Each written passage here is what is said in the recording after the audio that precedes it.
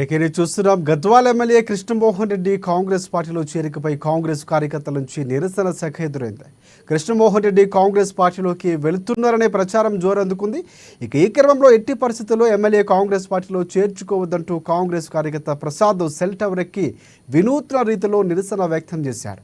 మంత్రి వచ్చేంత వరకు సెల్ టవర్ దిగనంటూ సెల్ టవర్ పైనే కూర్చున్నాడు అతడు.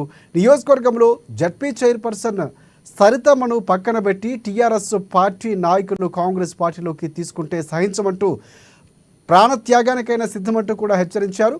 స్థానిక సమాచారం మేరకు ఘటనా స్థలానికి చేరుకున్న పోలీసులు ప్రసాద్కు నచ్చజెప్పి కిందకు దింపే ప్రయత్నం చేస్తున్నారు.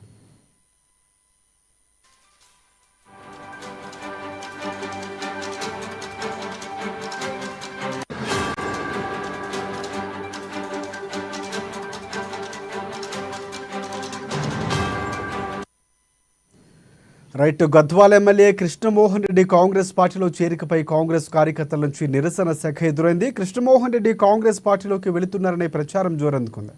ఈ క్రమంలో ఎట్టి పరిస్థితుల్లో ఎమ్మెల్యే కాంగ్రెస్ పార్టీలో చేర్చుకోవద్దంటూ కాంగ్రెస్ కార్యకర్త ప్రసాద్ సెల్ టవర్ ఎక్కి వినూత్న రీతిలో నిరసన వ్యక్తం చేస్తున్నాడు.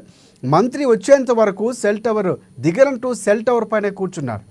ఇక నియోజకవర్గంలో జడ్పీ చైర్పర్సన్ సరితమ్మను పక్కన పెట్టి టీఆర్ఎస్ పార్టీ నాయకులు కాంగ్రెస్ పార్టీలోకి తీసుకుంటే సహించమంటూ ప్రాణత్యాగానికైనా సిద్ధమంటూ హెచ్చరించారు. స్థానికుల సమాచారం మేరకు ఘటనా స్థలానికి చేరుకున్న పోలీసులు ప్రసాద్కు నచ్చజెప్పి కిందకు దింపే ప్రయత్నాలు చేస్తున్నారు.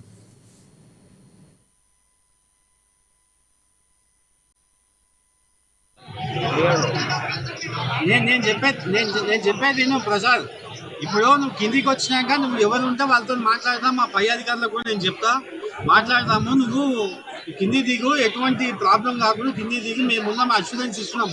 నీకు ఎవరితో అంటే మనతో మాట్లాడిపిస్తాం. కానీ నువ్వు వాళ్ళకి గాలి ఎక్కువ వస్తుంది, నువ్వు నిలబడవాకు, కూర్చో. అర్థమైందా?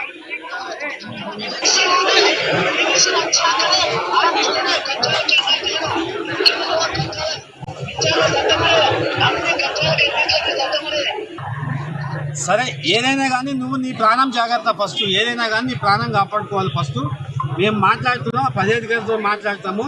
అర్థమైందా? నేను ఇన్ఫర్మేషన్ ఇస్తాం మేము. నువ్వు ఫస్ట్ నువ్వు కూర్చో, ఎటువంటి చేయవాలి. నువ్వు కింది దిగమ్మా ప్రసాద్, నీకు ఎందుకు, నేను ఉన్నా కదా, కింది దిగు.